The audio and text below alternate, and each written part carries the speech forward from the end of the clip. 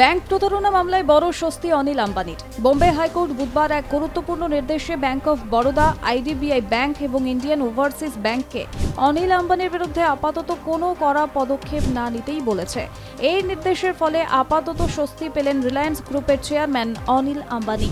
কারণ যে forensic audit রিপোর্টকে ভিত্তি করে তাকে ফ্রড হিসেবে চিহ্নিত করার প্রক্রিয়া শুরু হয়েছিল, সেই রিপোর্ট নিয়েই এবার গুরুতর প্রশ্ন তুলল আদালত।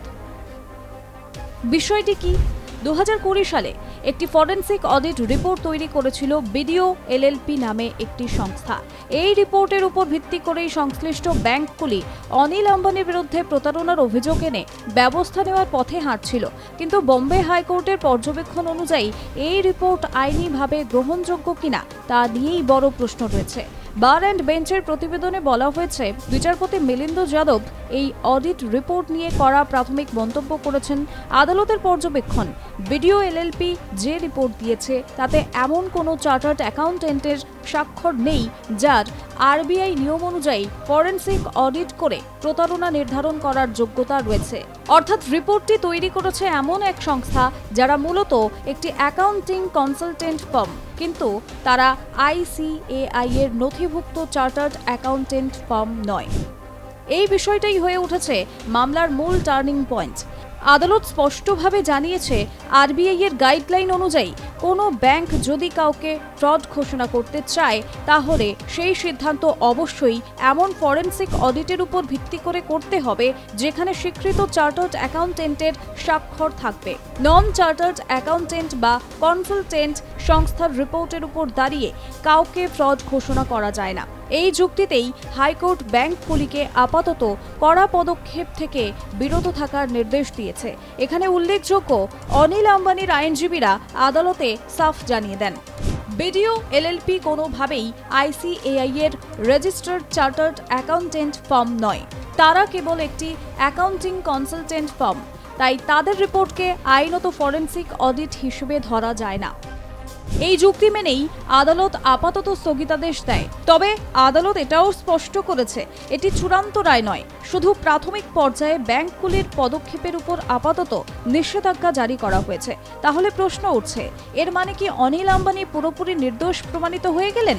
আইনজ্ঞদের মতে একেবারেই নয়। এই আদেশের মানে শুধুমাত্র এতটাই, যে প্রক্রিয়ায় তাকে ফ্রড ঘোষণার পথে হাঁটা হচ্ছিল সেই প্রক্রিয়ায় ত্রুটি রয়েছে। অর্থাৎ ভবিষ্যতে যদি ব্যাংকগুলি নিয়ম মেনে আরবিআই এর গাইডলাইন অনুসারে নতুন করে ফরেনসিক অডিট করায় তাহলে আবার পদক্ষেপ নেওয়া হতে পারে।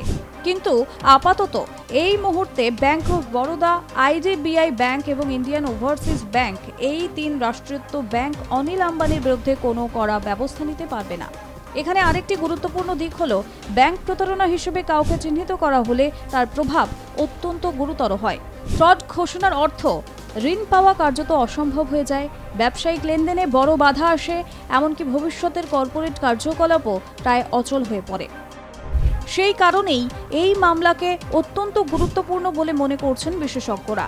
আদালত যে বিষয়টি সামনে এনেছে তা হলো ফরেনসিক অডিটের মান ও বৈধতা। কে অডিট করবে, কি যোগ্যতায় করবে এবং কোন নিয়মে রিপোর্ট তৈরি হবে, এই প্রশ্নগুলোই এখন কেন্দ্রবিন্দুতে। বিশেষজ্ঞদের মতে এই পর্যবেক্ষণ ভবিষ্যতে আরও বহু ব্যাংক প্রতারণা মামলায় দৃষ্টান্ত হয়ে উঠতে পারে। কারণ বহু ক্ষেত্রেই ব্যাংকগুলি বাইরের কনসালটেন্ট সংস্থার রিপোর্টের উপর নির্ভর করে বড় সিদ্ধান্ত নেয়। এই রায়ের ফলে সেই প্রক্রিয়া আরও কঠোর আইনি পরীক্ষার মুখে পড়বে। এদিকে অনিল আম্বানির আইনজীবীরা আদালতে দাবি করেছেন, এই মামলায় তার মক্কেলের বিরুদ্ধে কোনো ইচ্ছাকৃত প্রতারণার প্রমাণ নেই। তাদের বক্তব্য, ব্যবসায়িক ব্যর্থতা আর প্রতারণা এই দুটো বিষয়কে এক করে দেখা যায় না। তাদের আরও দাবি, শুধুমাত্র একটি ত্রুটিপূর্ণ অডিট রিপোর্টের উপর ভিত্তি করে কাউকে অপরাধী হিসেবে দাগিয়ে দেওয়া সংবিধান বিরোধী। এই মামলার পরবর্তী শুনানি কবে হবে তা আদালত পরে জানাবে। ততদিন পর্যন্ত ব্যাংকগুলির উপর জারি থাকছে হাইকোর্টের নির্দেশ। সব মিলিয়ে বলা যায়, বহু চর্চিত ব্যাংক প্রতারণা মামলায় আপাতত বড় স্বস্তি পেলেন অনিল আম্বানি। তবে লড়াই এখানেই শেষ নয়, আইনি লড়াই চলবে এবং পরবর্তীতে শুনানিতেই স্পষ্ট হবে এই মামলার ভবিষ্যৎ কোন দিকে যাচ্ছে। এই মুহূর্তে একটাই কথা নিশ্চিত, বোম্বে হাইকোর্টের এই পর্যবেক্ষণ ব্যাংকিং সেক্টর এবং ফরেনসিক অডিট ব্যবস্থার উপর বড় প্রভাব ফেলতে চলেছে। ব্যুরো রিপোর্ট, আর প্লাস নিউজ।